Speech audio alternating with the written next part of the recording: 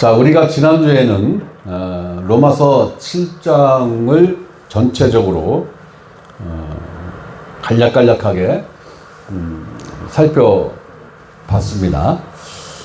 자, 예수 그리스도 안에서의 죽음, 두 번째 의미, 바로 율법으로부터의 자유, 해방된 그 의미에 대해서 살펴보도록 하겠습니다. 자, 지난주에 말씀드렸듯이 로마서 7장에는 등장인물이 3명이 나옵니다. 3명이 나오는데 이 3명이 다 부부관계로 설정이 되어 있어요. 부부관계. 네. 자, 남편이 나오는데 현재 살고 있는 남편은 바로 율법을 말하는 거고, 그 율법의 아내, 즉 현재 율법과 혼인관계에 있는 모든 사람들을 말하는 거예요. 그리고 또 다른 남자가 나옵니다. 다른 남자가 나오는데 율법의 아내로 고생하는 모든 사람들을 율법에서 해방시켜줄 이 남자, 바로 예수 그리스도를 의미하는 바로 이 3명의 등장인물이 나옵니다. 사도 바울은 이 3 등장인물을 통하여 우리가 어떻게 율법으로부터 자유해졌으며 자유해진 우리가 어떻게 예수 그리스도의 아내가 되었는가를 설명을 해주고 있다는 것입니다. 여기서 우리가 반드시 알아야 할 진리는 어떠한 형태로든 율법과 혼인관계를 유지하고 있다면 예수 그리스도와는 완전히 남남이라는 것입니다. 율법과 혼인관계를 유지하면서 또 예수 그리스도와 혼인관계를 유지한다면 이거는 법적으로 있을 수 없는 얘기죠. 네, 불가한 얘기입니다. 바로 이 관계를 보통은 삼각관계다 라고 표현을 하는데, 이건 연애 시절에나 가능한 표현이지 실질적으로 혼인한 관계에서는 이거는 불법입니다. 불륜이에요. 성경에서는 음행이다 이렇게 이야기를 하고 있는 것입니다. 자, 어떠한 형태로든 율법과의 관계를 유지하면서 예수 그리스도와 정상적인 관계를 갖고자 한다면 이것은 불륜이다. 성경에서는 불륜이다. 이렇게 이야기를 하는 것이고 있을 수 없는 것입니다. 율법을 한편으로는 율법을 지키면서 또 한편으로는 예수 그리스도를 믿는다라고 하는 것은 성경에서 양립될 수 없다라는 거예요. 양립될 수 없다. 양립될 수 없는 걸 오늘날은 이것이 진리다라고 지금 가르치고 행하고 있잖아요. 그러니까 이게 지금 오늘날 기독교가 직면해 있는 가장 큰 문제다라는 거예요. 왜? 이 문제의식을 전혀 안 갖고 있어요. 네. 이것이 문제다라고 하는 문제의식을 단 1도 생각을 지금 안 하고 있다라는 거예요. 오히려 이것이 지극히 정상이다. 이렇게 지금 인식을 하고 있는 게 가장 큰 문제인 거예요. 문제라고 인식이 되면 고칠 수 있는 거죠. 고치려고 애를 쓴단 말이에요. 문제의식이 있으면은 반드시 그것을 개선하거나 고치거나 수정하려고 한단 말이에요. 그런데 문제의식이 없다면 거기에 대한 답을 찾고자 노력 안 하죠. 그러니까 그냥 가는 거란 말이에요. 그냥 간단 말이에요.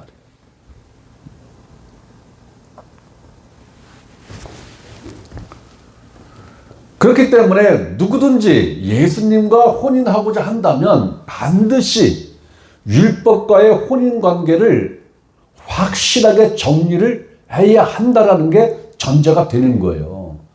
그러니까 내가 예수를 믿는다라는 것은 뭐가 전제가 돼야 되는 거예요? 난 율법과 상관이 없는 사람이야. 이게 전제가 돼야 예수님과 혼인관계를 갖거나 유지할 수가 있는 거란 말이에요. 응? 그렇기 때문에 사도 바울이나 야고보는 갈라디아서와 야고보서에 뭐라고 이야기를 했습니까? 야, 너희가 한 가지 율법을 지키면 온 율법을 지켜야 할 의무자가 되는 거야. 이렇게 이야기했죠? 갈라디아서에. 야고보는 야고보서에 뭐라고 이야기했어요? 너희가 온 율법을 지키다가 한 가지를 못 지키면 온 율법을 어긴 것과 같은 효과가 있어. 에? 분명히 성경은 이걸 지금 말씀을 하고 있단 말이에요. 그럼 뭐예요? 우리가 율법을 한 가지라도 지키면은 온 율법을 다 지켜야 될 의무자가 자동적으로 성립되는 거야. 그러면 11조를 지금 하는 사람들은 나머지 612가지의 율법도 완벽하게 지켜내야 하나님이 야 11조 하면 내가 복 줄게 한 거 가능한 거죠. 에? 아니 성경에는 그렇게 되어 있잖아요. 에? 율법을 단 한 가지라도 한 가지를 한 번이라도 어기면 뭐라고? 사망이라고. 근데 11조는 완벽하게 지켰다고 쳐. 예, 11조는 예수 믿기 시작하면서부터 죽을 때까지 완벽하게 했다고 합시다. 그러면 나머지 612가지 율법 지켰어? 안식일을 지켰느냐고. 응? 금요일 저녁 6시부터 토요일 저녁 6시까지가 안식일인데 그거 지켰느냐고. 안 지켰잖아요. 그거 사망이에요. 지옥 불구덩이 속에 들어가는데 그러면 일평생 30년, 40년, 11조 한 게 효과가 있을까요? 없을까요? 없어요. 그 사망이 그 모든 걸 삼켜버렸단 말이에요. 그러니까 이 말씀을 갈라디아서의 말씀과 야고보서의 말씀을 오늘날 기독교에서는 신경 자체를 안 쓰는 거예요. 이 말씀을 어떻게 적용을 해야 되는가? 구약 성경에 제시되어 있는 율법을 신약 성도들이 혹은 교회가 어떻게 해석을 하고 어떻게 적용을 해야 되는 건가에 대해서는 일도 생각을 지금 안 하고 있다는 거예요. 축복 논리에 이 말씀이 매몰된 거예요, 지금. 축복 논리에. 그래서 제가 지난주에인가 이렇게 말씀드린 것 같은데, 축복 논리가 모든 진리를 집어삼킨 블랙홀 역할을 지금 하고 있다.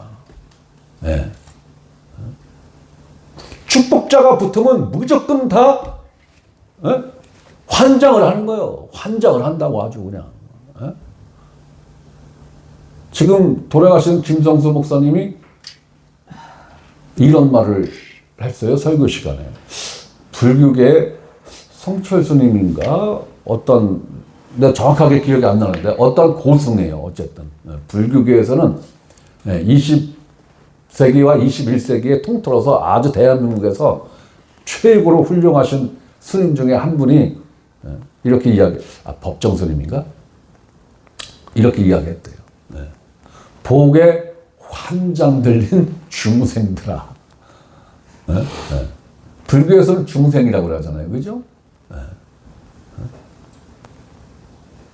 그러니까 불교 신자들도 복받기 위해서 절에 가는 거예요.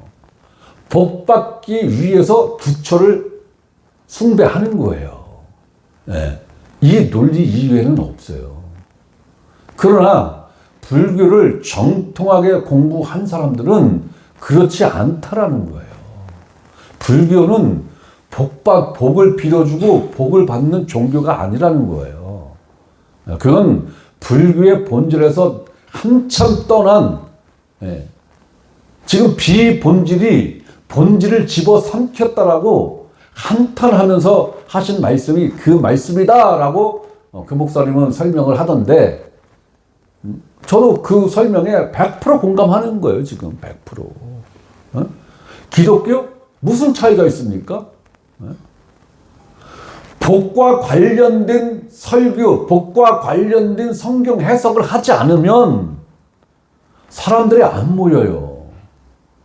모여진다 해도 그 숫자가 유지가 안 돼요. 네.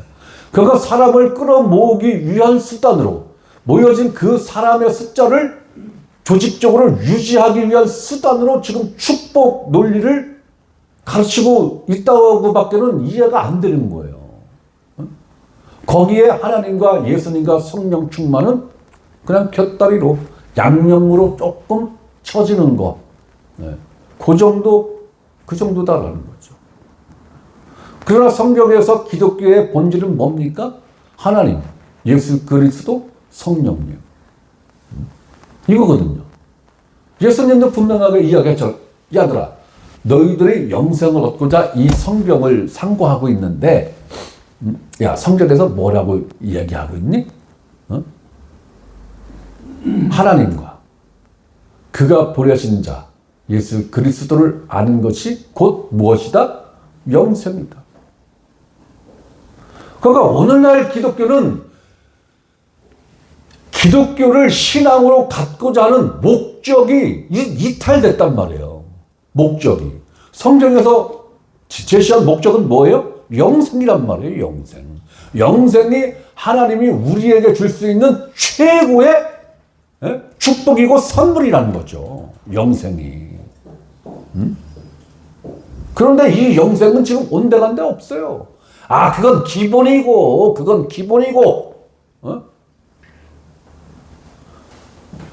그냥 복 논리에, 축복 논리에, 이 영생이 묻혀 있단 말이에요. 내가 볼 때 지하 한 5,000층 깊이로 묻혀 있는 것 같아. 그러니까 예수에 대한 예수 그리스도의 본질에 대해서는 관심이 없어요. 관심이 없어요. 예수 그리스도를 왜 믿어? 평고침 받으려고. 예수 그리스도를 왜 믿어? 내 사업 성공하려고. 예수 그리스도를 왜 믿어? 오래 살라고. 부귀 영화를 누리려고. 성경이 그런 예수를 이야기하고 있습니까? 성경은 그런 하나님에 대해서 단 한 단어도 이야기를 하고 있지 않아요. 오늘날은 성령을 병 고치는 수단으로 지금 인식하고 있단 말이에요. 병 고치는 수단. 혹은 은사를 주는 수단. 그 정도로밖에 인식을 안 하고 있는 게 지금 문제다라는 거예요. 자, 여기서 말하는 혼인관계 정리는 법적 절차에 의한 확실하고 실제적이며 완전히 정리가 되는 그 정리를 말하는 거지. 아니, 나 이혼했어.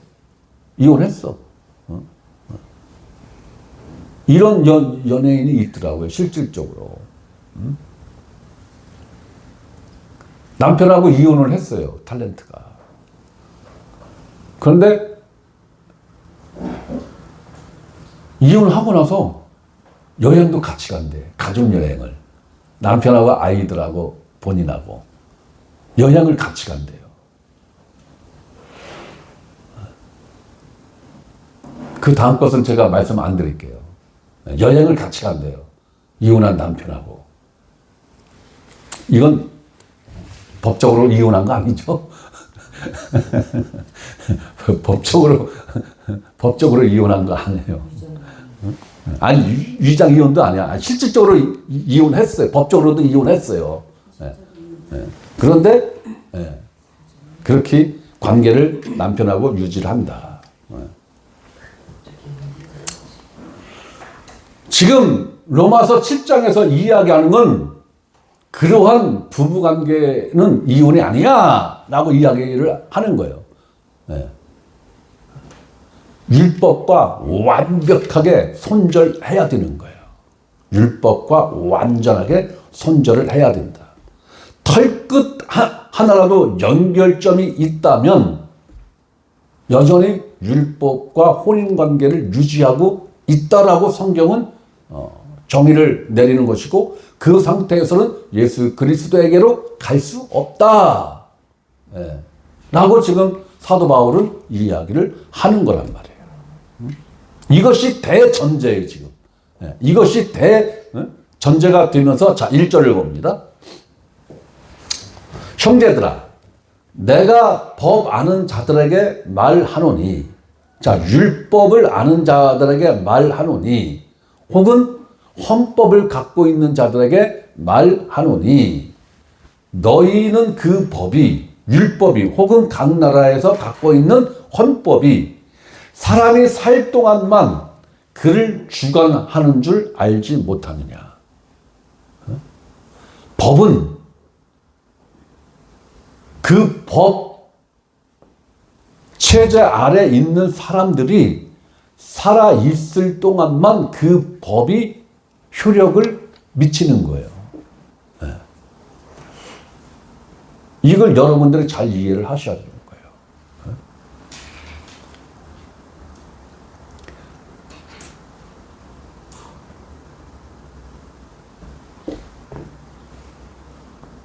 살아있는 사람에게만 적용이 되지, 죽은 사람에게는 법이, 어떠한 법도 율법이라 할지라도 적용이 안 된다라는 거예요. 무덤 속에 들어가는 순간 거기서 완벽하게 손절이 되는 거란 말이에요.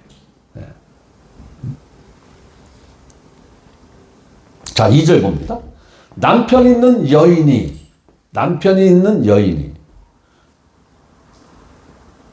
자, 여기서 남편과 여인은 각각 무엇을 말하는 거예요?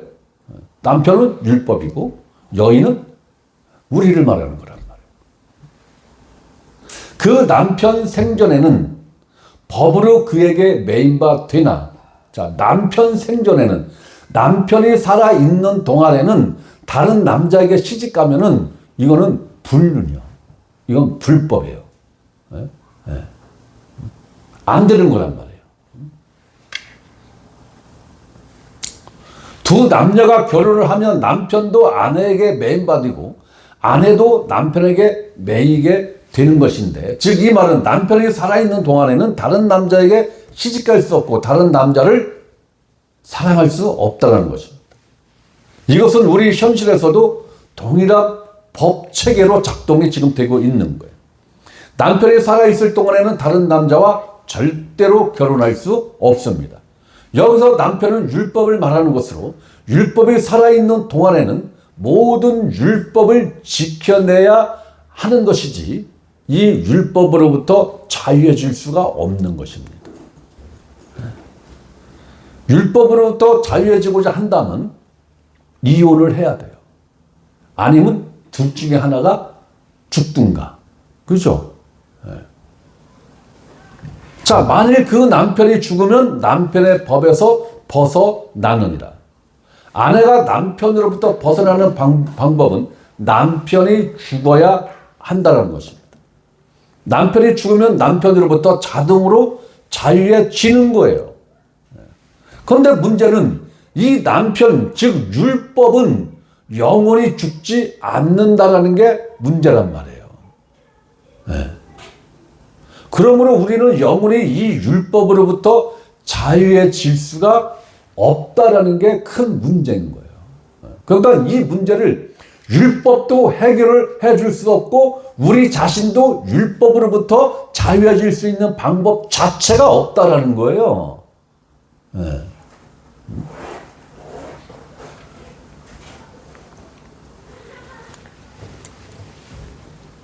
그런데 이 남편 율법은 아무런 문제가 없다라는 거예요.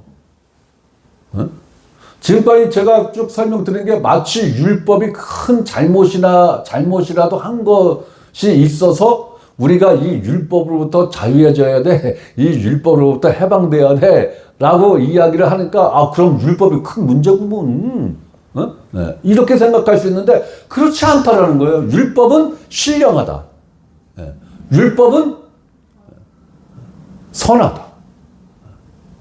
이 율법이 누구로부터 나온 거예요?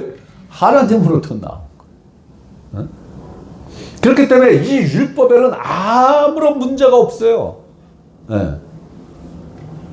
이 율법의 요구는 정당한 것이며 심지어 의롭다라고까지 성경은 이야기를 하는 거란 말이에요.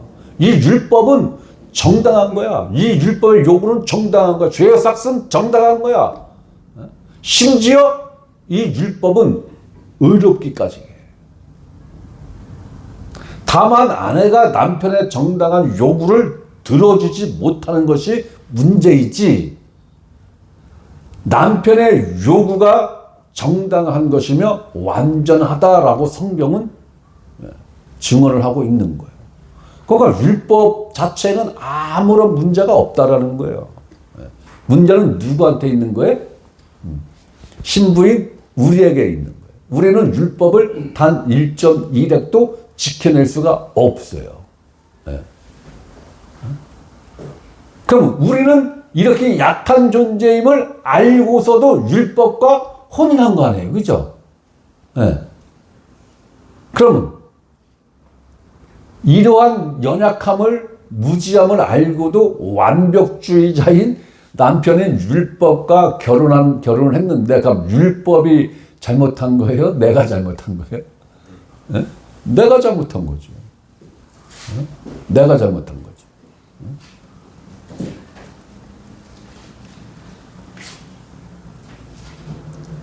율법은 문제가 없습니다. 율법은 이거 못 지켰네? 사망이야. 이것도 못 지켰네? 사망이야. 이 잣대 역할을 아주 1.1에게 빈틈없이 잘 수행하는 게 율법이란 말이에요. 율법. 이 여인은 남편의 요구에 대해 1.1획도 지킬 수 없는, 늘 남편으로부터 정죄받는, 정죄를 받고 지적당하고 정죄받으니까 불행하다고 생각을 할 거 아니에요. 그죠? 난 불행해. 난 불행해. 내가 왜 이 남자와 결혼을 했을까? 자, 이렇게 결혼 생활이 만족하지 못하고 굉장히 곤고하고 궁핍한 결혼 생활을 하게 된다면 이 여인은 마음 한쪽에서 이 남자와 헤어지고 싶다. 라는 마음이 조금은 있을 수 있겠죠. 그런데 나한테 계속 러브콜을 보내는 한 남자가 있어. 나한테 계속 러브콜을 보내는 한 남자가 있어. 그런데 이 남자는 이 현 남편하고 달라. 이 남자는 나한테 러브콜을 계속 보내는 이 남자는 난 널 위해서 죽을 준비가 되어 있어. 난 너를 위해서 죽을 준비가 되어 있어. 심지어는 난 너를 위해서 이미 죽었어. 그리고 네가 못하는 거 내가 다 해줄게. 혹은 네가 못한 거 내가 다 이미 이루어 놨어. 그러니까 너는 나에게로 오기만 하면 돼. 그러면 현재 유부녀 아니에요. 그죠? 율법과 결혼한 상태니까. 유부녀가 다른 남자에게 시집 가려면 이 결혼 관계를 먼저 법적으로 완벽하게 정리가 돼야 내 입에 캔디 같은 이 남자에게 시집갈 수 있는 거잖아요.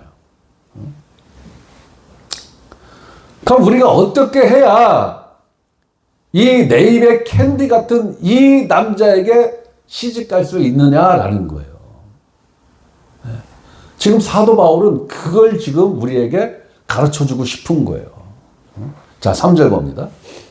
그러므로 만일 그 남편 생전에는 다른 남자에게 가면 음녀라. 그러나 만일 남편이 죽으면 그 법에서 자유롭게 되나니 다른 남자에게 갈지라도 음녀가 되지 아니하느니라. 여전히 제가 이거 설명드린 거죠.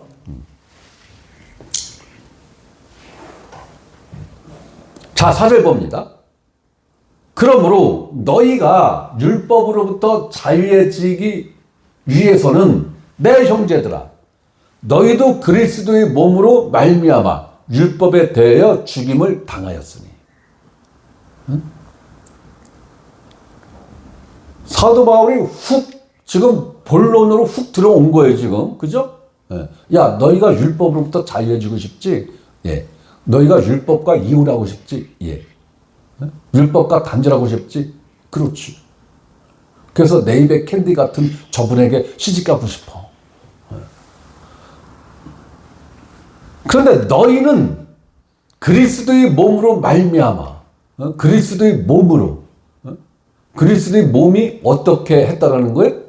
그리스도 자신의 몸을 십자가에 못 박음으로 율법에 대하여 죽임을 당했다라는 거예요. 율법에 대해서.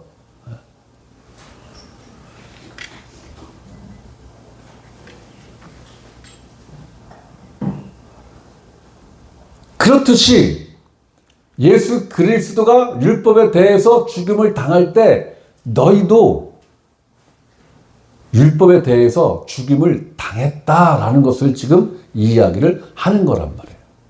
너희도 율법에 대해서 죽임을 당했다. 자, 로마서 6장에서는 예수님의 죽으심을 통하여 우리도 예수 그리스도 안에서 죽음으로 죄에 대하여 죽었다라는 것을 강조하고 있는 것이고, 이제 로마서 7장에서는 예수 그리스도 안에서의 죽음을 통하여 우리가 또 다른 죽음을 당했다라는 거예요. 또 다른 죽음을 당했다. 그게 뭐예요? 율법에 대하여 죽었다라는 거예요. 우리는 바로 앞에서 너희도 그리스도의 몸으로 말미암아라는 말씀을 보았고, 그 의미가 예수님이 어떠하면 우리도 예수님과 동일하게 어떠해야 한다라는 것을 이야기를 하는 거예요. 로마서 6장에서 우리는 예수 그리스도와 함께 혹은 예수 그리스도 안에서 죽음으로 죄에서 자유해졌다라는 결론을 우리는 이미 알고 있단 말이에요. 이제 사도 바울은 로마서 6장의 죽음의 원리를 7장에서 율법에 적용함으로 우리가 예수 그리스도와 함께 혹은 우리가 예수 그리스도 안에서 죽음으로 율법으로부터 자유한 존재가 되었다라는 것을 지금 선포하는 거란 말이에요. 그러니까 6장을 공부한 사람은 7장은 쉬운 거예요. 네. 죄와 율법만 바꾼 거니까. 단어만 바꾼 거예요. 단어만.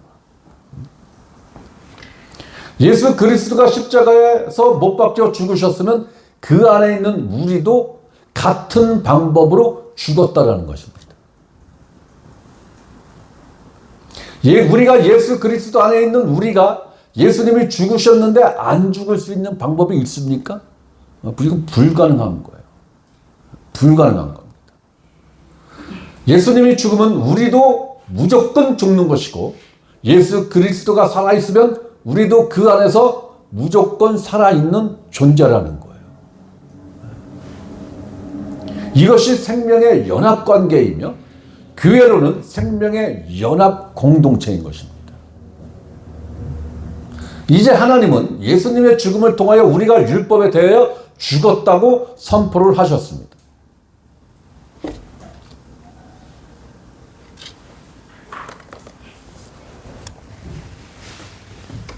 자, 4절 봅니다. 7장 4절. 그러므로 내 형제들아, 너희도 그리스도의 몸으로 말미암아 율법에 대하여 죽임을 당하였으니 이는 옛사람이 예수님과 함께 십자가에 못 박혀 죽은 것은, 즉 율법에 대하여 죽은 것은 다른 이에게 가서, 여기서 다른 이는 누구를 말하는 거예요? 죽은 자 가운데서 살아나신 예수 그리스도를 말하는 것이고, 그 그리스도에게 가서는 시집 간다라는 의미로서의 가서입니다. 예수 그리스도와 혼인한다라는 것입니다. 자, 예수 그리스도와 혼인한 이유와 목적이 무엇입니까? 축복받기 위해서, 부귀 영화를 누리기 위해서, 이 땅에서 사업이 만사 형통되는 복을 받기 위해서? 아니에요. 자, 우리가 하나님을 위하여. 우리가 하나님을 위하여. 그러니까 예수 그리스도에게 율법에 대해서 죽임을 당한 우리가 예수 그리스도에게 시집을 갔는데 그렇게 한 이유가 뭐냐라는 거예요. 그렇게 한 이유가 하나님을 위하여. 우리의 존재 목적이 하나님을 위한 것이라는 것이에요. 내 존재의 목적이 부귀 영화 이걸 누리기 위한 게 아니라 이 땅에서 잘 먹고 잘 살고 인간으로서 누릴 모든 복을 다 누리는 것이 아니라 하나님을 위하여라는 거죠. 하나님을 위하여. 이 포인트가 굉장히 중요한 거예요. 우리를 죄에 대하여 율법에 대하여 자유하게 한 이유는 하나님을 위함이라는 거예요. 나를 위함이 아니라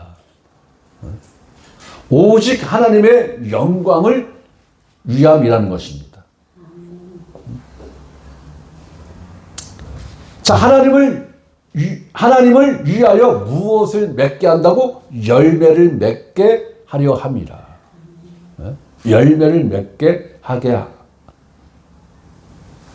사람들이 열매에만 관심이 있지 하나님에게는 관심이 없어. 네. 오직 열매에만 지금 초집중하고 있어. 네. 그런데 하나님이 중요한 거예요? 열매가 중요한 거예요? 네? 하나님이 중요한 거예요. 하나님께 영광이 된다면 열매 한 가지도 없어도 되는 거죠. 열매 없음이 하나님께 영광이 된다면 열매는 한 가지도 없어야지 맞는 거예요. 네. 열매가 주렁주렁 열리는 게 하나님께 영광이 된다면 열매가 주렁주렁 맺히는 게 합당한 것이고, 열매 없음이 하나님께 영광이 된다면 우리에게는 열매가 단 한 가지도 없어야 정상이라는 거예요. 그러니까 주어가 뭐예요? 하나님이 주어라는 거예요. 중심은 열매가 아니라 하나님이 중심이라는 거예요. 이 열매는 하나님의 영광 여부에 따라서 있을 수도 있고 없을 수도 있는 거예요. 이 열매에 따라서 하나님이 있다 없다가 결정되는 게 아니라 열매가 목적이 아니라 하나님이 우리 삶의 목적이 되어야 하고, 열매는 이 목적에 대한 자연스러운 결과물이라는 거예요.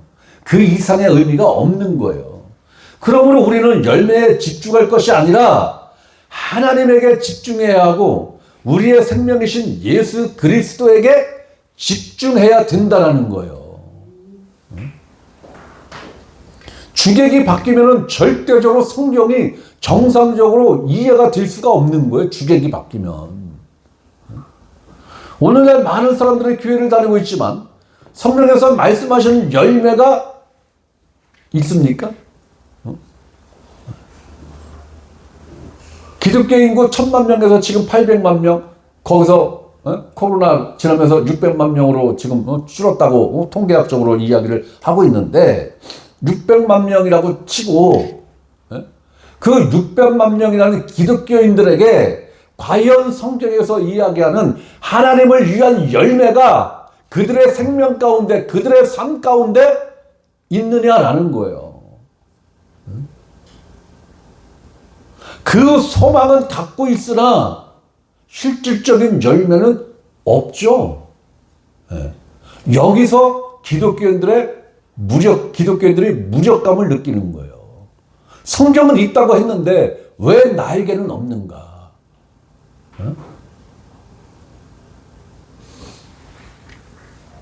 바로 주객이 바뀌었기 때문에 그런 것입니다. 주객이 바뀌었기 때문에. 열매에만 집중을 하고 그 열매를 맺게 하시는 분, 곧 하나님과 예수 그리스도와 성령님에게는 관심이 별로 없어요. 네. 하나님이라는 이름 정도만 알면 됐지 뭐. 예수 그리스도라는 이름 정도만 알고 있으면 됐어. 관심 없어요. 우리는 예수님이 포도나무와 가지의 말씀에서 이 원리를 아주 정확하고 명쾌하게 가르쳐주고 있습니다. 자, 요한복음 15장 1절에서 5절 말씀입니다.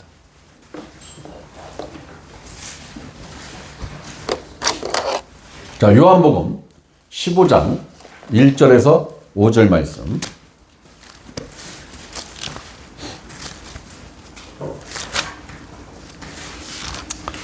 자, 우리 다 같이 한번 읽겠습니다. 요한복음 15장 1절에서 5절 말씀. 시작.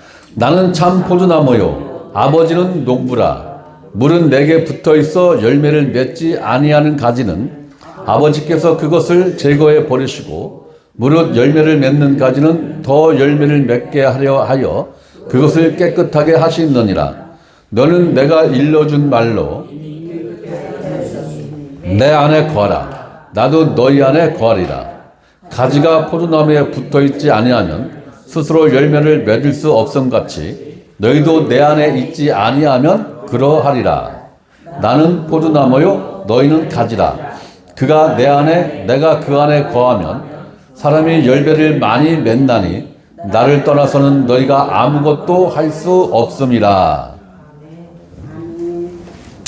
자, 1절 봅니다. 나는 포도나무요 내 아버지는 농부라. 자, 포도나무를 관리하는 존재가 누구예요? 농부가 관리를 하는 거죠. 네. 자, 2절 물은 내게 붙어 있어 열매를 맺지 아니하는 가지는, 여기서 주어는 열매입니까? 열매를 맺는 것입니까? 내게 붙어 있어입니까? 네? 내게 붙어 있어죠. 네. 이게 중요한 거예요. 열매가 아니라. 네. 응? 그러니까 오늘날 기독교인들은 자기 자신의 생명과 삶의 열매가 없는 것을 부끄러워하면서 또 거기서 능력이 나타나지 않는 것에 대한 무력감을 갖고 있는데 그 원인이 뭔지를 모른다라는 거예요. 그 원인이 뭔지를 예수님은 정확하게 그것을 지금 짚어주고 있는 거예요. 그 원인은 너희가 내게 붙어있지 않기 때문이야. 이걸 지금 예수님은 정확하게 지금 찝어 주시는 거란 말이에요.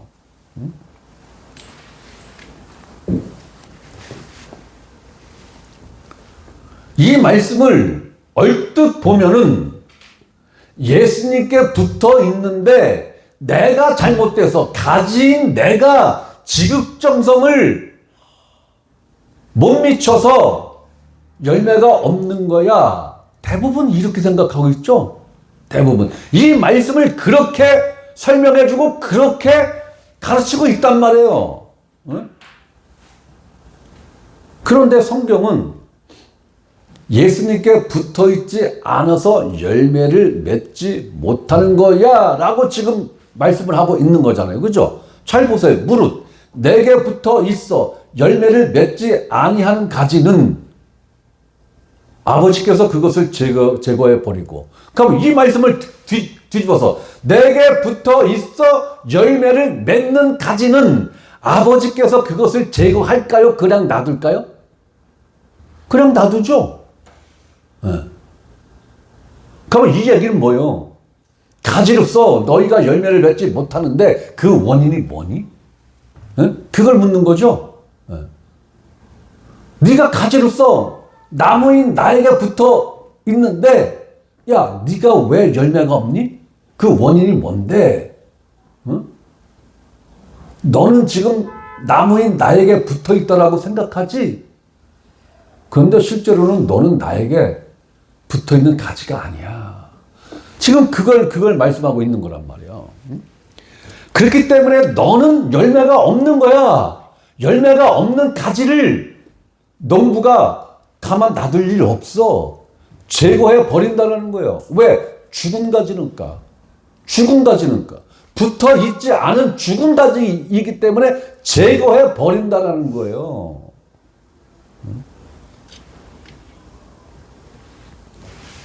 나무에 붙어 있는 가지에서 열매가 맺지 않을 수 있습니까? 불가능한 거예요. 이건 가지의 능력과 가지의 의지의 문제가 아니란 말이에요. 이건 나무의 의지와 나무의 능력의 문제이지 가지의 의지와 가지의 능력의 문제가 아니라는 거예요. 네. 근데 오늘날 기독교인들은 가지인 내가 뭔가를 열심히 해서 이파리도 내고 꽃도 피우고 그 꽃을 통해서 열매가 주렁주렁 맺게 하기 위해서 몸부림치고 있다는 게 문제인 거예요. 여기에 모든 관심이 집중되어 있으니까 본류인 내가 나무에게 정확하게 지금 붙어 있는가? 이 문제에 대해서는 관심이 없어요. 이걸 못 보고 있는 거예요. 지금 이걸 못 보고 있는 거예요. 그래서 가지에 붙어 있지 아니한 니고데모에게 예수님이 뭐라고 이야기했습니까? 네가 거듭났니? 네가 물과 뭐라고 그랬죠? 왜 갑자기 생각이 안 나? 네가 물과 성령으로 거듭났니? 이 질문을 딱 던지잖아요. 응? 이건 뭐예요? 니고데모야. 너에게 열매가 있니? 열매가 뭐예요? 영생이죠? 야, 너에게 영생이라는 열매가 있니? 없습니다. 그걸 찾고자, 그걸 얻고자 일평생을 율법을 연구했는데 없습니다. 그럼 니고데모라는 가지가 예수님이라는 이 포도나무에 접붙임이 되어 있다라는 거예요? 떨어져 있다라는 거예요? 떨어져 있다라는 거죠. 그걸 예수님이 니고데모에게 정확하게 포인트를 짚어준 거고 그 포인트를 니고데모는 정확하게 이해를 한 거예요. 그때. 그러니까 열매에 포인트를 맞추면 망하는 길로 가는 거란 말이에요. 영생만 생각하고 영생만 쫓아가는 자는 결국 망한다고요. 경제 전문가들이 그러잖아요. 돈을 쫓아가는 사람은 절대로 돈을 못 모은다고. 돈이 나를 쫓아오게 해야지. 그럼 우리가 영생이 나를 쫓아오게, 영생이 나를 찾아오게 하는 유일한 방법이 뭐예요? 가지인 내가 포도나무에게 정확하게 붙어있기만 하면 그 영생, 그 생명이 포도나무를 통해서 가진 나에게 자연스럽게 흘러 들어오는 거잖아요. 이 원리를 예수님은 이야기를 하는 것이고, 자, 아버지께서 그것을 제거해버리고 무릇 열매를 맺는 가지는, 자, 무릇 열매를 맺는 가지는, 이건 뭐예요? 포도나무인 나에게 정확하게 접붙임이 되어 있는 가지는 더 열매를 맺게 하려 하여. 여기서 더자를 붙였다는 건 뭐예요? 이미 열매가 맺혔는데 그 맺혀진 열매에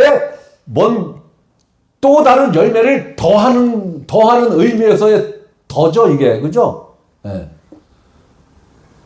없었는데 처음 생기는 열매를 가리키는 더가 아니란 말이에요. 이미 열매가 있는데 이 열매 플러스 더 풍성한 열매를 맺게 하기 위해서 열매를 더해주는 그 더란 말이에요. 플러스로서의 더란 말이에요. 더 열매를 맺게 하려 하여 그것을 깨끗하게 하시느니라. 그것은 뭐예요? 가지. 가지는 누구예요? 나. 이미 열매를 맺혔다라는 것은 가지인 내가 포도나무에게 정확하게 접붙임이 됐고 그 접붙임을 통해서 생명이 이 가지로 흘러 들어와서 열매가 맺혔다라는 얘기는 깨끗해졌다라는 것이죠. 깨끗해졌다라는 거예요. 깨끗해졌다. 그런데 농부가 이 가지를 더 깨끗하게 관리를 한다라는 거예요. 더 깨끗하게. 예? 그러면 이 가지를 깨끗하게 한다는 게 실질적으로 과수원을 관리를 하는 입장에서 볼 때, 이 가지가 붙었는데 이 가지에서 열매가 안 맺는 가지, 덧가지가 또 있죠. 예, 그러면 농부는 그 덧가지를 절단가위로 전지를 한다고 그러죠. 그걸 잘라내죠. 예, 그걸 말하는 거예요. 그러면은 이거를 우리에게 적용을 한다면 뭐예요? 예? 예수 그리스도를 통해서 생명을 지속적으로 공급을 받고 있는데 그를 통해서 열매가 맺혀지기 시작을 하는데 내 삶에 있어서 열매를 맺히지 않는 곁가지들이 있잖아요. 그죠? 예. 그게 뭐예요? 옛사람에게 속한 것들이 튀어나오잖아요. 그죠? 예. 제가 요즘 아주 성경을 잘 가르치고 잘 배운 우리 가족들 때문에 아주 힘든 가정생활을 하고 있어요. 아니, 나도 사람인지라 실수할 수 있고 옛사람의 모습이 툭툭 튀어나올 수 있잖아요. 내가 무슨 성인군자도 아니고. 그러니까 뭐라 그러는지 알아요? 옛사람이 아직 처리가 덜 됐구먼. 내가 그 소리를 집사람한테 들을 때는 별 저기가 없어. 예. 그런데 우리 둘째 아들이 아빠 10년 전 모습을 리얼하게 보는 것 같아요. 예? 아주 제가 아주 힘듭니다. 아주 힘들어요. 그래서 청주가 어디고 복음을 잘 가르치는 교회가 있으면 우리 식구들은 그 교회로 보냈으면 좋겠어.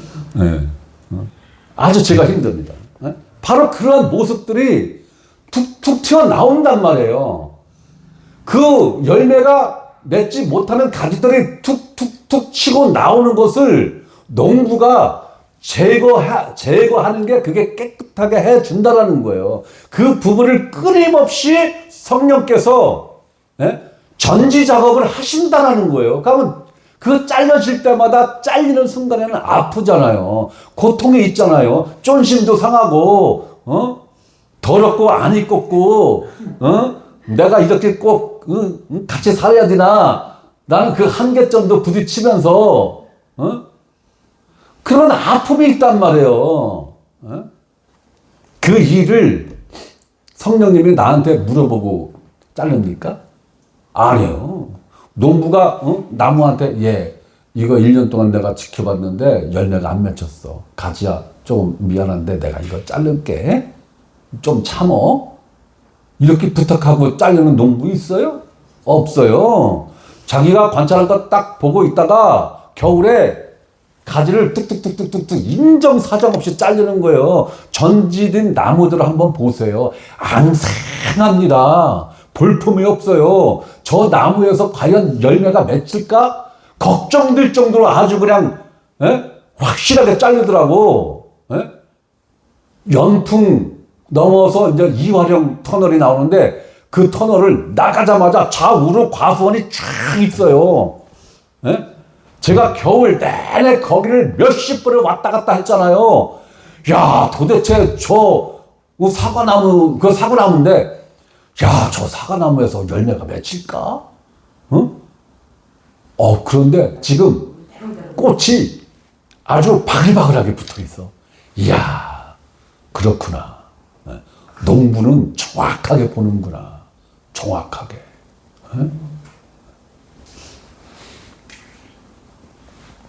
이게 바로 그것을 깨끗하게 하시느니라요.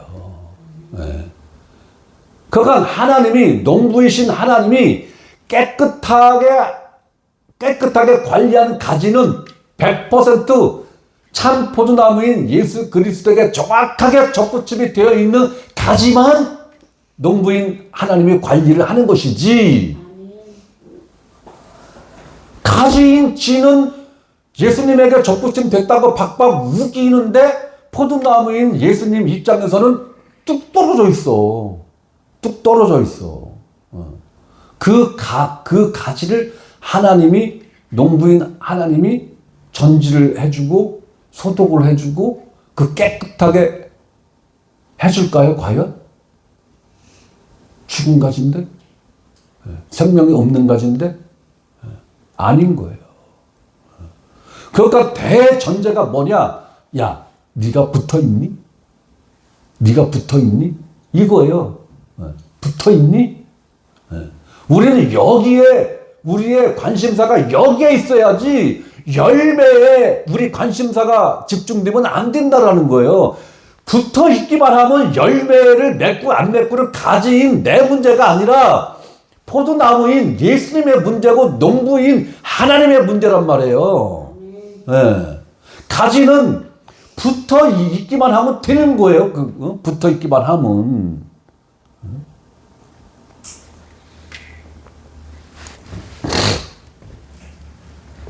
거듭남이나 의로움이나 구원이나 거룩함을 유지시켜 주시는 주체가 납니까? 하나님입니까? 하나님이에요. 그것을 내가 유지 관리를 하려고 하면은 그건 종교인이에요. 응? 그리스도인이 아니에요.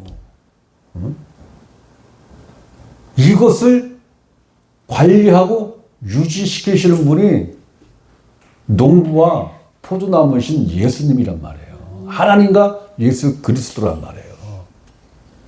그러니까 가진 우리는 누구에 대해서 열심히 공부하고 알아야 돼요? 나에게 지속적으로 생명을 공급해주고 나를 지속적으로 깨끗함을 유지시켜 주시는 하나님과 예수 그리스도를 우리는 알아가야 되는 거란 말이에요. 그런데 문제는 하나님은 우리가 단독적으로 하나님을 알 수가 없어요. 누구를 통해서 알아야 돼요? 예수 그리스도를 통해서 알아야 된단 말이에요. 결국 예수 그리스도를 안다는 것은 하나님을 안다는 거예요. 하나님을 안다는 거예요. 예수 그리스도를 안다는 거.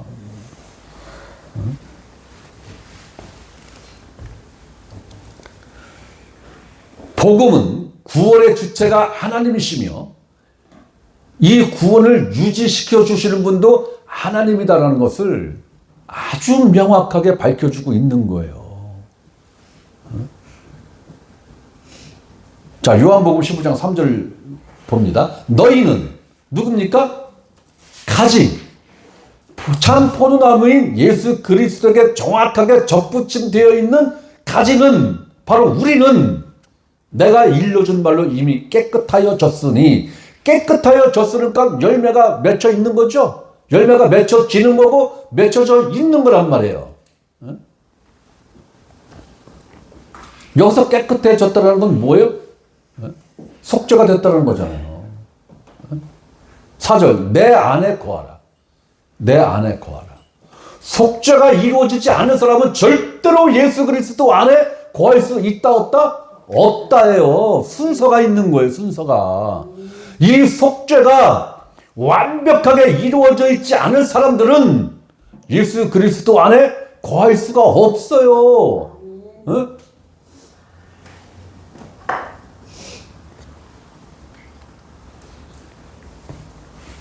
나도 너희 안에 거하리라.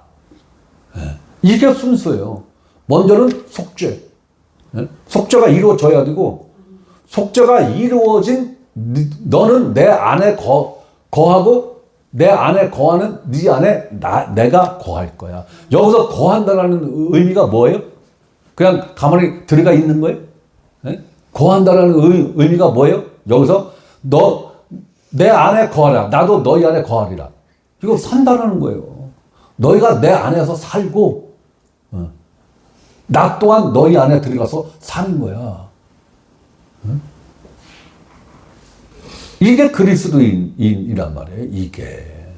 이게. 그런데 우리는 그리스도가 내 안에 사는 것만 관심하지 내가 그리스도 안에 산다라는 것은 별로 관심을 안 해. 그런데 순서가 내가 먼저 그리스도 안에 산 거예요. 그러면 내가 그리스도 안에 산다라는 건 뭐예요? 내 활동 반경이 그리스도 안에 한정된다라는 거예요? 아니면 그리스도 밖에까지 나와서도 내가 살 수 있다라는 거예요?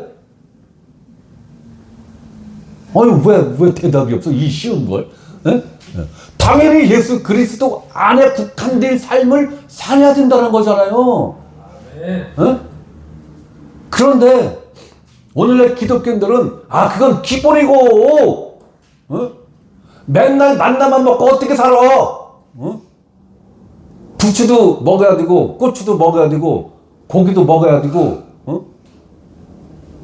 그게 바로 출애굽한 광야에서 이스라엘 백성들이 취한 행태죠. 형태. 오늘날 기독교인들이 그것과 똑같이 지금 신앙생활을 하고 있는 거예요. 그것과 똑같은 형태의 신앙생활을 하고 있는 거예요. 아니, 만나 지겨워. 그러니까 하나님 부추도 주세요. 부추도. 고기도 좀 주세요. 예수 그리스도 안에 있으면서 부추를 찾는 건 예수 그리스도 밖에 있는 거하고 똑같은 거예요.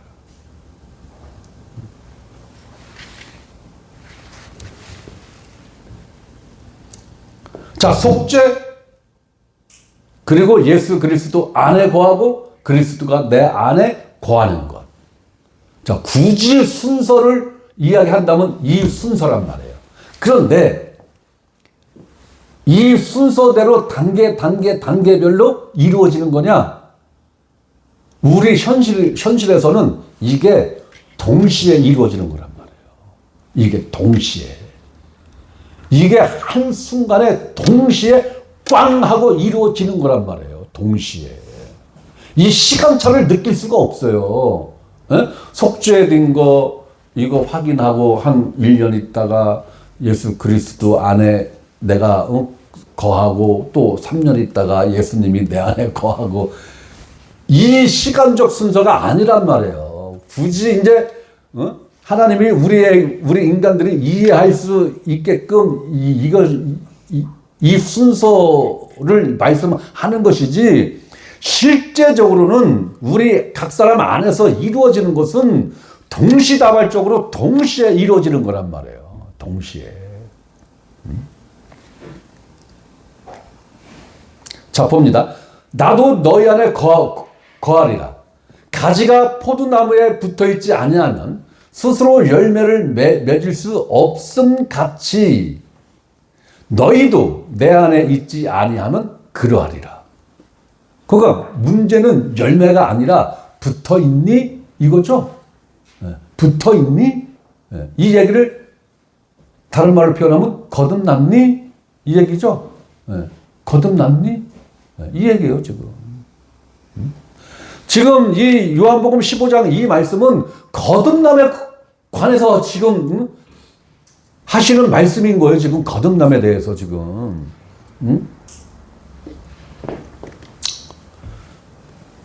너희도 내 안에 있지 아니하면 그러하리라.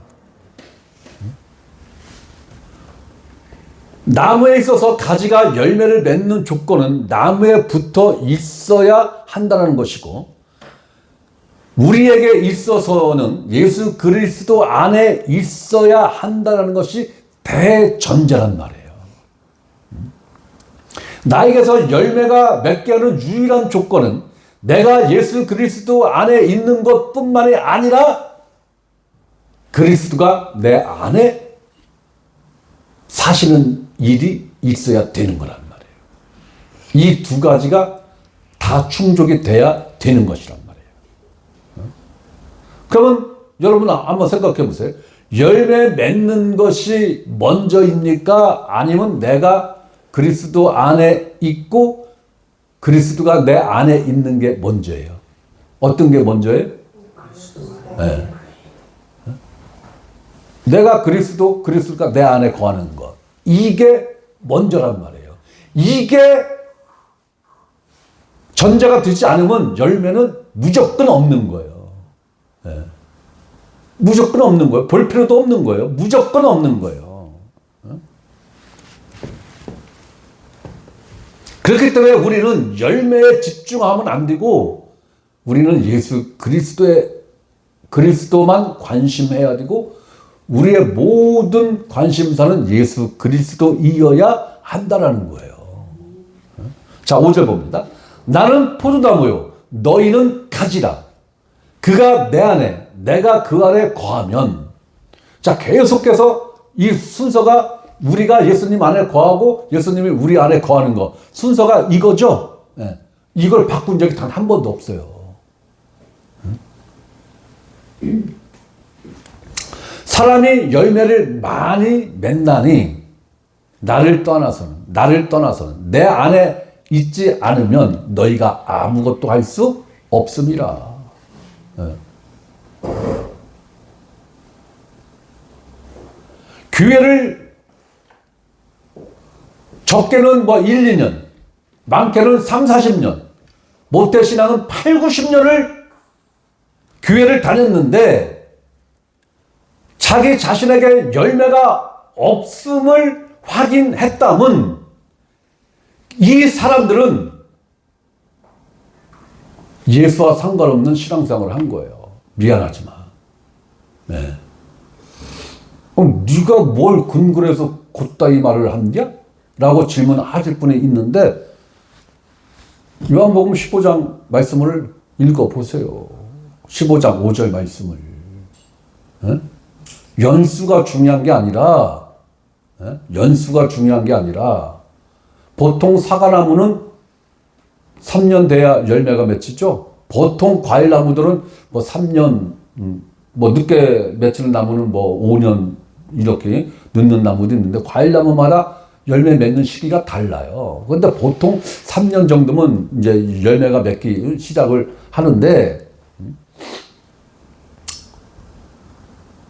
기독교 신앙생활이라는 것을 3년 이상 했는데 자기가 볼 때도 열매가 없어. 아무런 열매가 없어. 라고 인식이 되신다면 그것을 깨닫는 것 자체가 이미 복받은 거예요. 그걸 깨달았다는 것 자체가. 환상의 열매를 갖고 그 환상의 열매에 취해서 환상의 신앙생활을 하는 사람들이 부지기수입니다. 부지기수예요, 지금. 저는 그것을 신기로 열매고 신기로 신앙생활이다. 라고 표현하고 싶어요. 사막에서 신기루를 쫓아가다 보면 계속해서 사막 가운데로 들어가서 결국은 죽죠. 결국은 죽는 거예요. 자멸하는 거예요. 그 신기루에 홀리면 안 되는 거예요. 바로 그 연막작전을 인류 역사에 있어서 에덴 동산으로부터 지금까지 혹은 제 생각에는 예수님이 재림하시는 그날까지 마귀가 그 작전은 결코 안 바꿉니다. 계속 갈 거예요. 그 신기루 환상의 열매를 쫓는 환상의 신앙을 쫓는 이 일을 마귀는 결코 작전을 바꾸지 않아요. 왜? 지금까지 단 한 번도 실패한 적이 없어요. 99% 혹은 97%의 인류가 이 연막 작전에 다 말렸어요. 다 말려 있어요.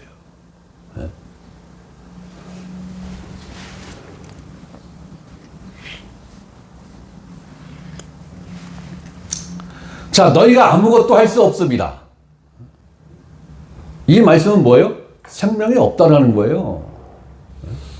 그러므로 모든 것, 즉 생명의 공급원은 예수 그리스도라는 것이고 생명이 공급되어야 그 생명의 능력으로 열매가 맺는 것이지, 즉 나무로부터 그 어떠한 생명을 공급받지 못하는 가지에서 열매가 맺히기를 기대하는 것 자체가 무리죠. 네, 무리예요. 생명의 원리에서 벗어나 있는 거예요. 생명의 원리에서. 하나님이 제시한 열매 맺는 원리는 이렇습니다. 가지는 나무에 붙어 있어야 한다. 즉 성도는 예수 그리스도 안에 있어야 하고 예수 그리스도가 네 안에 거해야 된다. 예. 이 대전제를 지금 하나님은 하나의 원칙으로 지금 말씀을 하고 있는 거예요. 예. 하나님을 위한 열매는 율법으로는 절대로 맺을 수 없다는 것입니다. 율법으로 가능했다면 예수 그리스도를 이 땅에 보내실 이유가 없는 것이죠. 예. 십자가가 있고 없고를 떠나서 예수 그리스도 자체를 하나님이 이 땅에 보내실 이유가 없는 거예요. 하나님을 위한 열매는 반드시 예수 그리스도 안에서만 맺혀진다는 것입니다. 이 열매가 있어도 그만 없어도 그만이라면 예수님이 죽으실 이유가 없는 것이에요. 우리도 예수 그리스도 안에서 죽을 이유가 없는 것이고 거듭난 성도라면 이 열매는 반드시 있게 마련이라는 것입니다. 원칙, 원리, 원칙이라는 거예요. 이게 생명의 원리입니다. 나무의 좋고 나쁨을 무엇으로 안다고 했습니까? 열매로 안다고 했죠.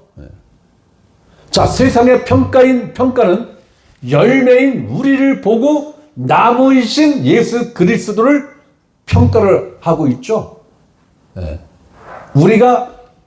우리가 잘못된 어떠한 열매를 맺으니까 그 열매를 보고 예수님에 대해서 세상의 손가락질을 하는 평가의 단어가 뭐예요? 개독교, 개예수 이거잖아요. 개독교란 말은요, 개예수 그리스도라는 거예요. 이거는 1차적으로는 우리를 향한 비난이고 욕설이지만 최종적으로는 누구에 대한 욕설이에요? 예수님에 대한 욕설이에요.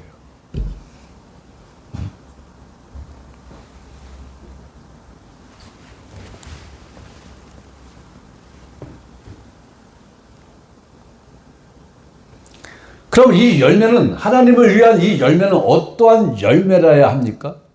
어떤 열매가 맺혀야 농부이신 하나님으로부터 좋은 열매라고 인정을 받을 수 있습니까? 자, 갈라디아서 5장 16절에서 26절 봅니다.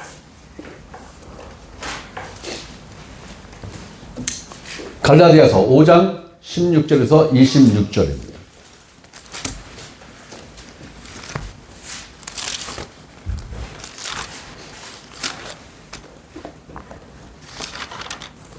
자, 16절부터 봅니다.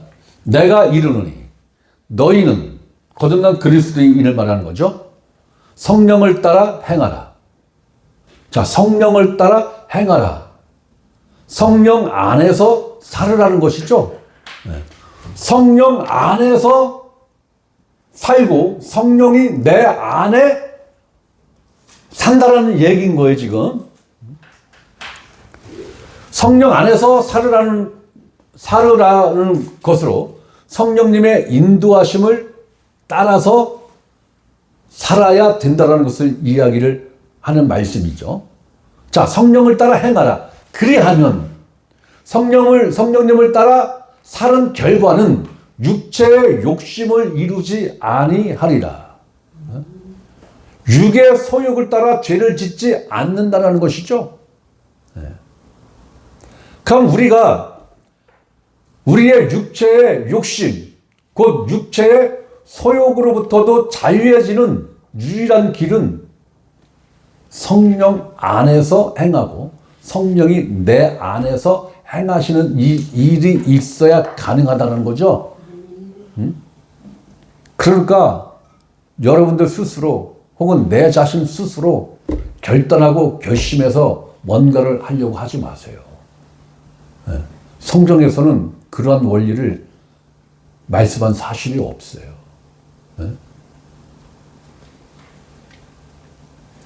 17절 육체의 소욕은, 육체에 속한 욕심은 성령을 거스리고.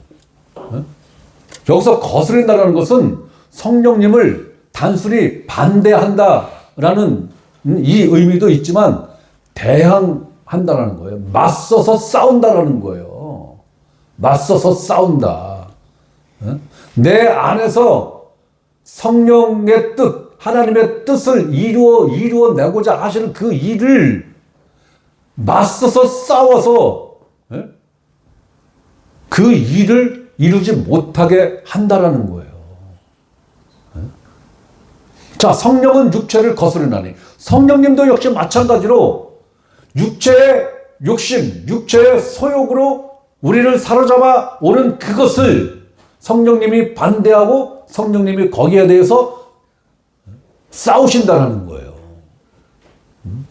대항한다라는 거예요. 이 둘이 서로 대적함으로, 대적한다는 건 뭐예요? 전쟁한다는 거 아니에요. 지금 이란하고 미국하고 지금 전쟁하고 있잖아요. 그런 전쟁을 지금 하고 있는 거예요, 지금. 너희가 원하는 것을 스스로 못하게 하려 함이라. 육체는 성령님을 대적하여 성령님이 하시고자 하시는 일을 방해하는 것이고, 성령님은 육체를 대적하여 육체가 하고자 하는 일을 못하게 한다는 거예요. 그렇기 때문에 내 안에서는 전쟁이 쉴 틈 없이 벌어져야 맞는 거죠. 네. 내 육체의 소욕은 성령을 반대하고 성령님은 내 육체의 소욕을 반대하고 이러니 1분 1초라도 총 쏘고 대포 쏘는 걸 멈출 일이 있습니까? 없는 거죠. 그러니까 내 안에서는 늘 시끄러워야 되는 거예요. 네? 시끄러워야 되는 거예요. 네. 그럼에도 불구하고 평안해야 되는 거고. 네? 이게 아이러니한 거죠. 네. 내 안에서는 지금 내 육체의 소욕과 성령님이 끊임없이 1분 1초에 멈춤도 없이 대포를 쏘고 권총을 쏘고 지금 기관총을 쏘고 전쟁을 하고 난리인데 나는 평안해. 나는 평안해. 여러분들 한번 생각해 보셨어요? 이란 그 호르메니? 그 최고 지도자가 누구였어요? 네? 그 사람이 미사일 공격으로 죽자 분명히 전쟁이죠. 네. 그런데 이란 백성들은 이제 행복하다. 이제 행복 시작이다. 라고 길거리 나와서 춤추고 외쳤죠. 박수치고. 네? 네. 그 상황인 거예요. 네. 나는 전쟁인데 네? 내 속사람은 평안해. 평안해. 평안해. 이게 있어야 정확한 그리스도인이에요. 이게 있어야. 이 두 가지가 다 있어야 되는 거예요. 이 두 가지가.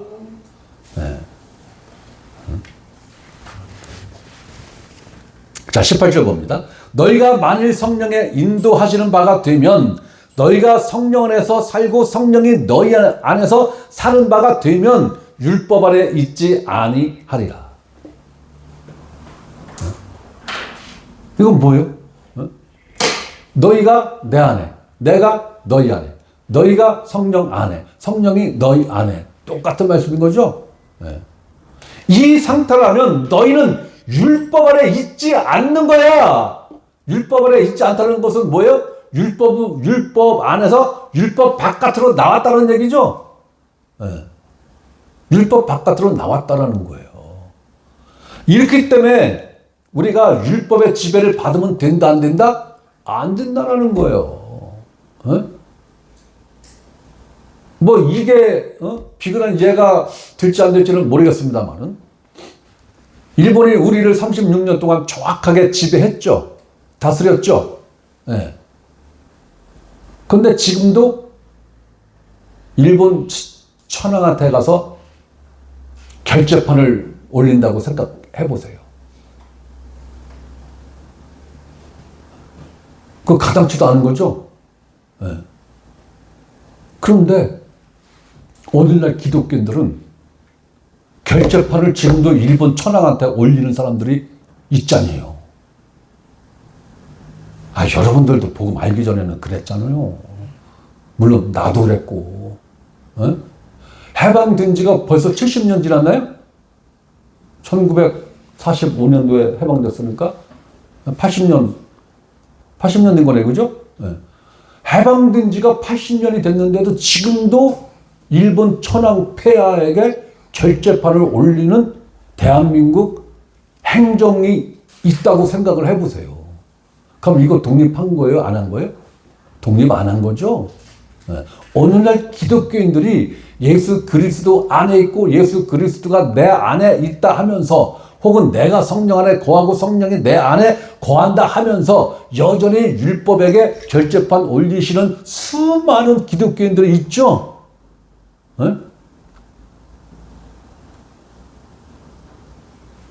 그러면서 자유의 평안의 평안을 외치니 입술로는 자유와 평안이 있는데 그 내면에는 여전히 지옥 불구덩이 속에서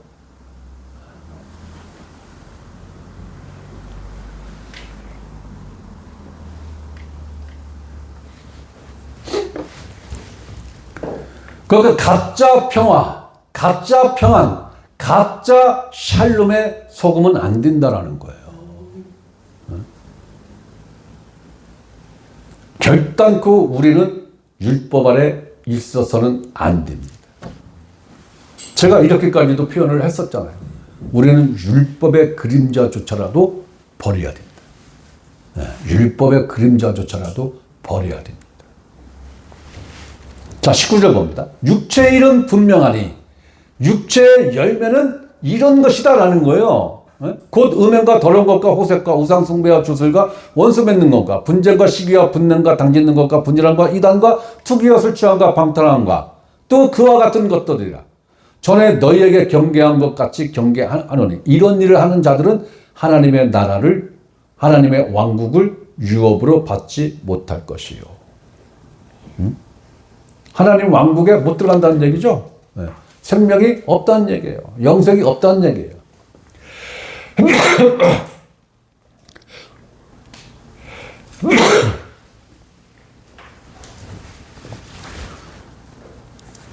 자, 22절. 오직 성령의 열매는 성령 안에 거하고 성령이 거하는 그 사람에게는 이런 열매가 있다라는 거예요. 오직 성령의 열매는 사랑과 희락과 오래 참음과 자비와 양성과 충성과 온유와 절제니 이와 이 같은 것을 금할 법이 없느니라. 자, 이 8가지는 성령이라는 나무에 8가지 종류의 과일이 맺힌다는 게 아니라 한 열매 안에 이 8가지의 성분이 들어있다라고 이해를 하셔야 되는 거예요. 그래서 나는 오래 참음의 열매는 있는데 충성의 열매가 없어. 혹은 절제의 열매가 없어. 이거는 이 말씀을 완전히 이해를 잘못하고 있는 거예요.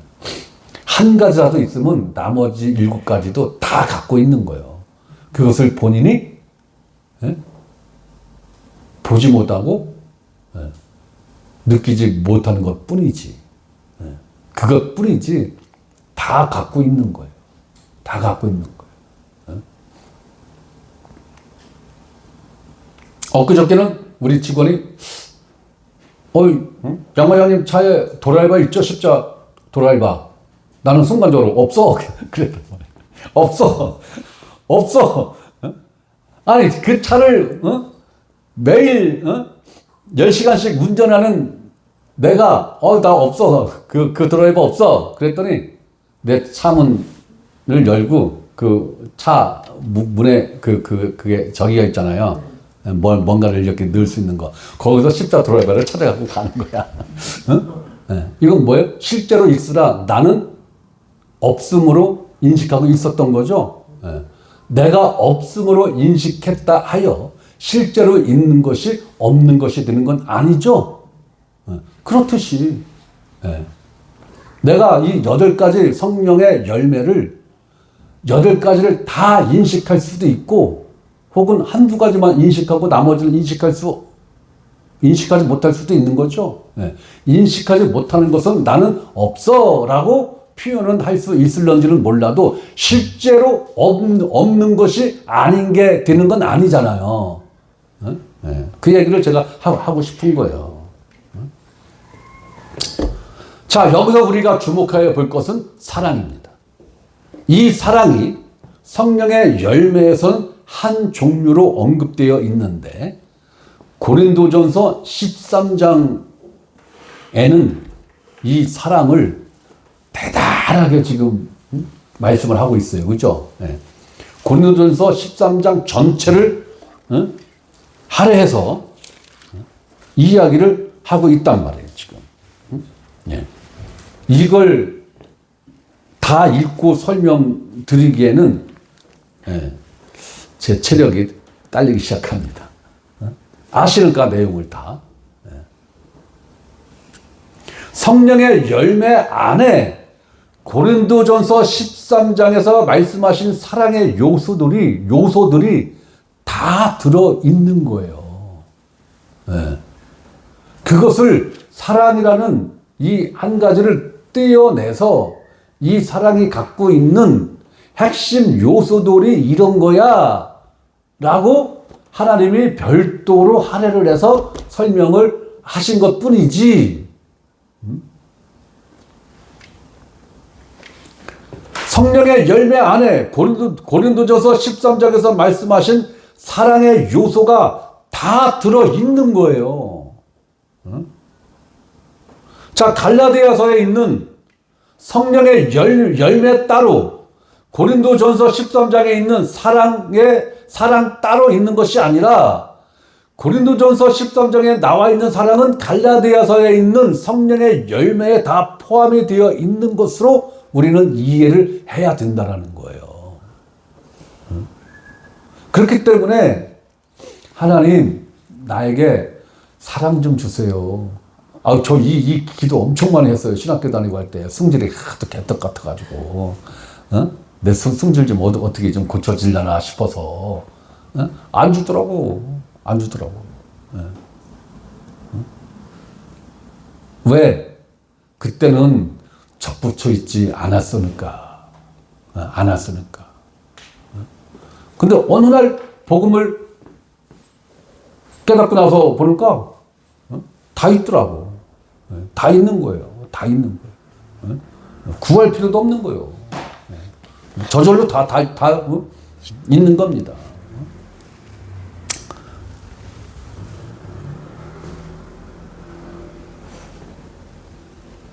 자, 다시 갈라디아서 5장으로 넘어와서 갈라디아서 5장 24절 봅니다. 그리스도 예수의 사람들은 거듭난 그리스도인들을 가리켜서 하는 말이죠. 그리스도 예수의 사람들은 육체와 함께, 육체의 욕심, 육체의 소욕이 함께, 육체와 함께 그 정욕과 탐심이 십자가에 못 박혔느니라. 십자가에서 처리되었다는 것이죠. 예수 그리스도 안에서 예수님이 죽으실 때 나도 그리스도 안에서 함께 죽었다라는 그 원리를 이야기하는 거예요. 25절. 만일 우리가 성령으로 살면 성령으로 행할지니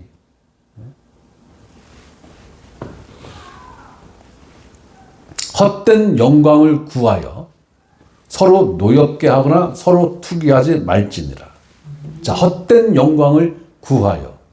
이건 뭐예요? 육체의 욕심과 정욕과 탐심으로 구하는 것을 말하는 거예요. 이러한 것들은 헛된 영광이다 이거예요. 헛된 영광이다. 이러한 헛된 영광을 구하는 사람들의 특징이 뭐냐? 서로 노엽게 하거나 서로 투기한다라는 거예요.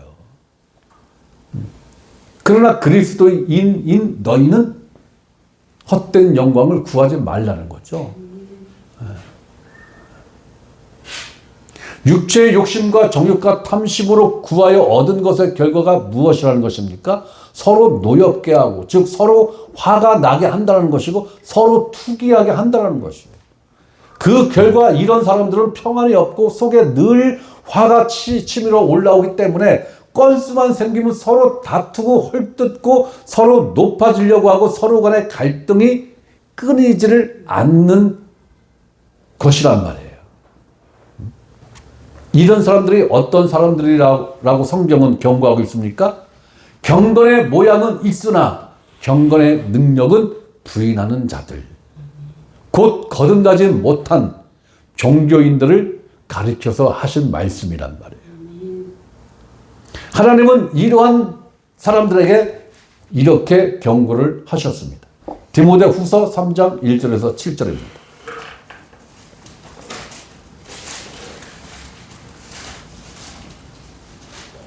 디모데후서 3장 1절에서 7절.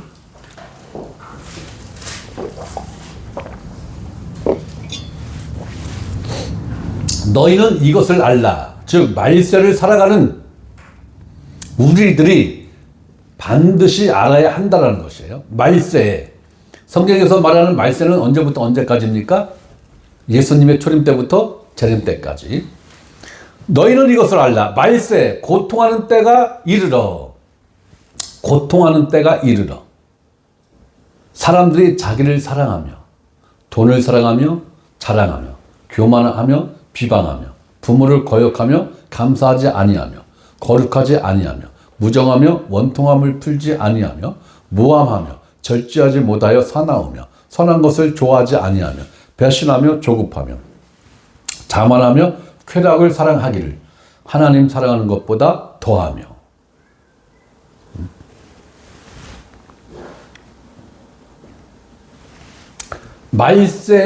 말세에 고통하는 때가 이름은 이러한 현상들이 아주 선명하게 드러난다는 거예요. 그죠? 네. 그러면 우리가 이 말씀을 얼뜻 봐도 지금이 고통하는 때 맞죠? 네. 지금이 고통하는 때예요. 지금이 자아 사랑의 극치에 지금 와 있는 것 같아요. 자아 사랑. 네? 이제는 영원 장수를 지금 꿈꾸는 시대가 됐어요. 사람이 안 죽고 영원히 사는, 이 지구에서, 천국에서 영원히 사는 게 아니라 이 지구에서 영원히 사는 것을 이제는 현실로 드러내는 그 전 단계까지는 지금 와 있다는 얘기인 거예요. 현실로. 이제는 죽음을 초월한 영생 불멸의 삶을 이 지구에서 실현해 낼 수 있다라고 지금 이야기를 한단 말이에요, 지금. 자, 하나님을 사랑하는 것보다 더하며. 이 말씀을 잘 봐야 돼요. 하나님 사랑하는 것보다 더하며.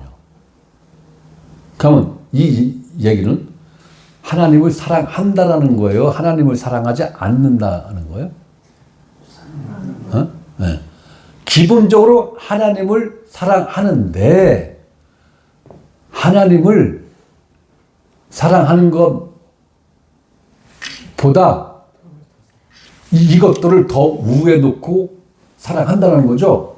그러면 이거는 하나님을 아는 사람들에게 경고하는 거예요? 하나님을 일체 모르는 사람들에게 경고하는 거예요? 하나님을 아는 사람들에게 지금 경고하는 거예요. 그리스도인들 혹은 자칭 그리스도인들, 이 부류들에게 지금 하나님이 경고하는 거예요. 오늘날 기독교인들이 하나님을 사랑한다고 하면서 하나님을 사랑하는 것보다 더 큰 욕심들을 사랑하고 있잖아요. 그걸 말하는 거예요, 지금. 그걸. 우리도 마찬가지잖아요. 우리도. 남의 동네 사람들, 얘기할 게 아니라 당장 우리 자신도 지금 이러잖아요. 우리 자신도.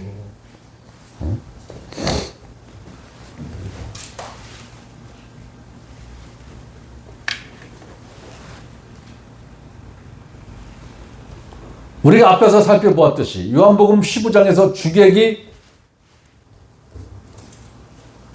바뀐 것과 같이 이 지금 디모데후서 3장 1절에서 4절까지의 말씀 또한 바뀌었다는 얘기예요. 하나님을 사랑하지 않는 게 아니에요. 하나님을 분명히 사랑하는 거예요. 하는데 그 사랑보다 더 사랑한다는 거예요. 네. 이스라엘 백성들이 이렇게 사랑했어요. 하나님을 이렇게 사랑했어요. 하나님을.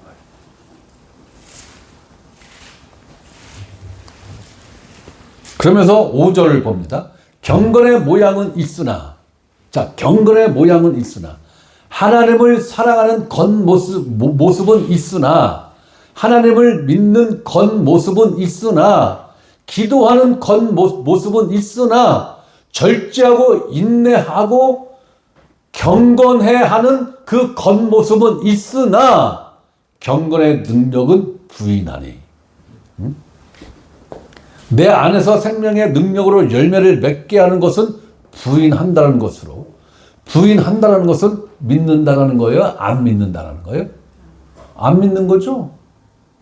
안 믿는다는 거예요. 즉 경건의 능력을 부인한다는 것은 곧 하나님을 부인한다는 것이죠. 예수 그리스도를 부인한다는 것입니다. 성령을 따라 행한다는 말씀을 믿지 않는다는 것이에요. 이런 사람들을 한마디로 표현하면 종교인이라고 성경은 이야기를 하는 거예요. 자, 경건의 모양은 있으나 경건의 능력은 부인하니 이 같은 자들에게서 내가 돌아서라. 이와 같은 행태의 신앙생활을 하는 사람들과 교제를 하라는 거예요? 하지 말라는 얘기예요? 하지 말라는 얘기인 거예요. 디나가나 교제를 하면 안 된다는 거예요. 종교인으로 신앙의 본질은 하나님과 예수 그리스도와 성령 하나님에 대해는 관심이 없고 오직 복만을 추구하며 복에 환장하여 복을 받기 위하여 하나님은, 예수님은, 성령님은 하나의 도구 또는 방편으로 생각하는 악한 사람들이 이 같은 자들이라는 거예요. 하나님은 이렇게 말씀을 하셨습니다. 이러한 자들에게서 내가 돌아서라. 내가 돌아서라라는 거예요. 네. 그러니까 우리는 기도할 때 하나님 저것들 좀 치워주세요가 아니라 네 자신 스스로가 그 쓰레기로부터 분리하라는 거죠. 네. 분리하라는 거예요. 여기서 돌아서라는 의미는 이 같은 사람들과의 모든 인간관계를 단절하라는 의미가 아니라 거듭난 그리스도인 내가 그러한 자들의 무리에 속해 있다면 그 무리에서 나와라. 이건 거예요. 그 무리에서 나와라. 이것이 바로 성경에서 말씀하시는 거룩의 의미인 것입니다. 내가 거룩하니 너희도 거룩하라라는 것이 하나님의 명령인 것처럼 성경에서 말하는 세상은 예수 그리스도 밖의 모든 세상을 말씀하는 것으로 우리는 겉모습에 속으면 안 된다는 거예요. 겉모습을 치장하고 겉모습에 집중하는 것은 속에 무엇이 없기 때문입니다. 요즘은 그렇지도 않습니다만 80년대 90년대까지만 해도 그 얘기는 하지 않을게요. 자칫 잘못하면 문제가 있을 거예요. 내면이 꽉 차 있는 사람들은 외모에 그다지 크게 신경을 안 쓰던 때가 있었어요. 그죠? 예. 근데 요즘은 안 그런 것 같더라고. 요즘은. 예. 요즘은 전교 1등 하는 애가 일진인 경우도 있더라고요. 예. 전교 1등 하는 애가 일진인 경우도 있더라고요. 요즘은. 예. 요즘은 미남 미녀들이 더 가꾸는 시대가 됐어. 요즘은. 그런데 한때는 지금으로부터 먼 시간에는 속이 꽉 찬 사람들은 외모를 별로 그렇게 꾸미지 않던 시대가 있었어요. 예. 예? 명문대 다 다니는 사람들은 외모에 대해서 그다지 신경을 안 쓰던 시대가 있었어요. 예. 근데 요즘은 안 그렇더라고. 예. 그렇듯이 내 안에 예수 그리스도로 꽉 차 있는 사람들은 치장 안 합니다. 겉모습을 화려하게 보이려고 안 해요. 성령님이 없기 때문에 내 속이 비어 있기 때문에 그 빈 속을 경건의 모양으로 아름답게 꾸몄는데 그 내면에는 경건의 능력 자체가 없다라는 거예요. 네, 없다라는 겁니다. 자, 6절 봅니다.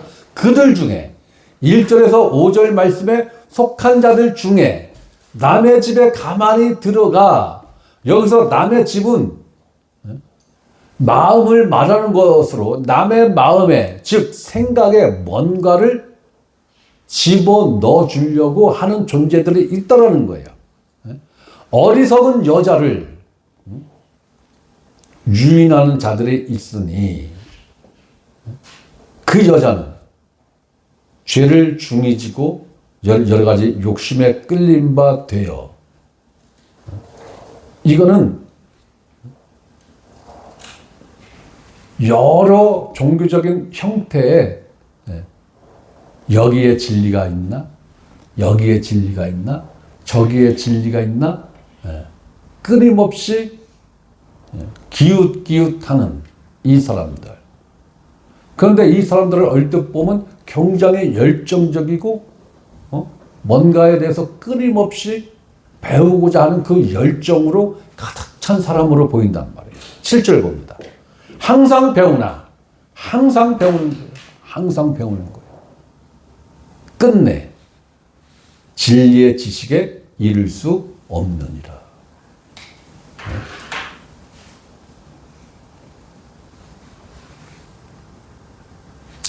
이런 사람들을 가리켜서 요한복음 17장 3절은 이렇게 말하고 있습니다. 영생은 곧 유일하신 참 하나님과 그가 보내신 자 예수 그리스도를 아는 것이다.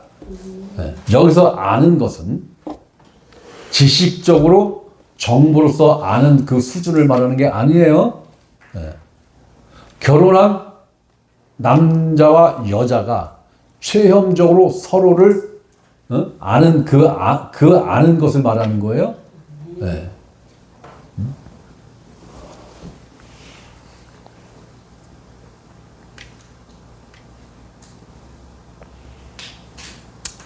자, 영생은 곧 유일하신 참 하나님과 그가 보내신 자 예수 그리스도를 아는 것이다. 체험적으로 알아야 된다는 거예요. 예수는 지식으로 정보로 인식하는 게 아니에요. 체험이 있어야 된다는 것입니다. 무슨 체험이 있어야 돼요? 생명 체험이 있어야 된다는 거예요. 은사 체험이 아니라 생명 체험이 있어야 된다는 것입니다. 자, 유일하신이라고 표현하고 있어요. 영생은 곧 유일하신. 다른 신이 없다라는 거예요. 다른 길이 없다라는 거예요. 그러나 오늘날 기독교는 WCC에 WEA에 가입된 종교 통합을 주창하는 이 사람들은 야 불교에도 길이 있어. 힌두교에도 길이 있어. 무당에게도 길이 있어. 다 길이 있어. 다 길이. 그럼 이 말씀의 정면으로 도전하는 거죠. 도전하는 게 아니라 아예 부정하는 거죠. 아, 유일하신, 무슨 유일하시뇨? 부처도 하나님이고, 무당도 하나님이고, 저기, 선앙당 신도 하나님이고, 미루나무도 하나님이고, 참나무도 하나님이고, 거북이도 하나님이고, 일본은 뭐 신이 몇 개라고요? 몇십만 개예요, 몇십만 개. 몇만 개도 아니고 몇십만 개요. 그러니까 일본 사람들은 다 신이요. 자기 자신이 신인 거예요. 우리는 이런 시대에 지금 살아가고 있는 거예요. 그렇게 주장한 사람들이 오늘날 주일날이라고 해서 지금 강단에 서서 하나님을 논하면서 예수 그리스도의 사랑을 논하면서 설교하고 있다니까요. 교회에서 성도들에게는 예수님이 유일한 길이다라고 설교해놓고 WCC 모임 가서 아이고 스님도 길 가운데 서 계시는 분이군요. 이 짓거리 하고 있죠? 크게 정신병자가 아니고 그렇게 할 수 있어요? 목사가? 아이고 심각해요. 우리는 이러한 시대에 지금 살아가고 있는 거예요. 그것도 교단 총회장 출신들이에요, 다. 그것도 몇천 명, 몇만 명, 몇 수십만 명 모이는 교회 담임 목사들이 지금 그 짓거리를 지금 하고 있다고요.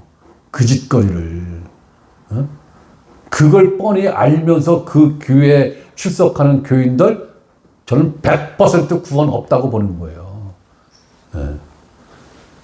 그런 목사로부터 성경을 배웠다면 구원 없어요. 구원 없어요. 성령의 역사가 있을 리가 없어요. 그러니까 우리 교회 담임 목사가 WCC에 찬성하고 찬동하고 하는 목사람은 자기가 지금까지 어떤 설교를 들었던 그것과 상관없이 그 교회에서 무조건 뛰쳐나와야지 맞는 거예요. 그럼 한국 기독교 대부분이 여기에 다 가입되어 있어요. WCC에. 모든 교단들이. 여기에 가입되어 있지 않은 교단이 몇 개 안 돼요. 진짜 몇 교단 안 돼요. 대한민국에 존재하는 이단 빼고 정통 교단 중에서 90%는 이 WCC에 다 가입되어 있다고요. WCC에. 90%는 없어요. 없는 거예요. 그런 교단에 속해 있는 성도들은 무조건 뛰쳐나와야 되는 거예요. 일단은 뛰쳐나와야 되는 거예요. 저는 그런 교회는 구원 없다고 해요. 봐요, 저는. 이건 제 개인적인 의견입니다. 성경의 의견이 아니라. 이러한 자들이 강단에 서서 설교를 하고 천지 창조하신 하나님을 외치고 십자가에서 죽고 부활하신 예수를 증언한다 할지라도 이들은 이단합니다. 이들은 하나님을 부정하는 자들이에요.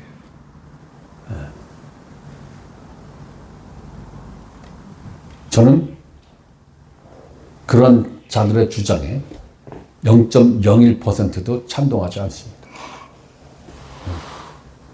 사탄의 자식들이에요. 이단합니다. 사탄의 자식들이에요. 참 하나님과 그가 보내신 자, 유일하신 참 하나님과 합니다. 유일하신 참 하나님과 그가 보내신 자 예수 그리스도를 아는 것이다. 이것 이외에 영생은 없다라는 거예요. 네, 영생은 없다. 그러나 경건의 모양은 있으나 경건의 능력은 부인하는 자들은 항상 가르치고 항상 배우나 진리에는 이르지 못한다. 이건 뭐예요? 유일하신 참 하나님과 그가 보내신 자 예수 그리스도에 대해서는 끝끝내 배우지를 못한다라는 거예요. 왜? 가르치는 데가 없으니까.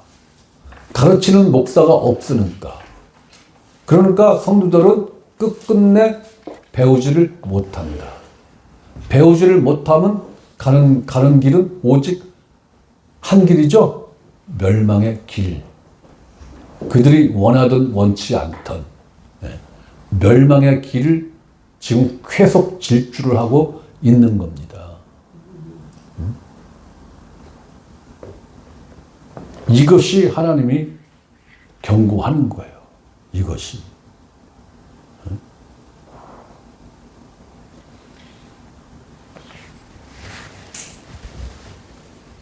어떤 경우에도 그러한 교단과 그러한 교회에 속해 있다면 반드시 그 단체와 그 교회로부터 돌아서라.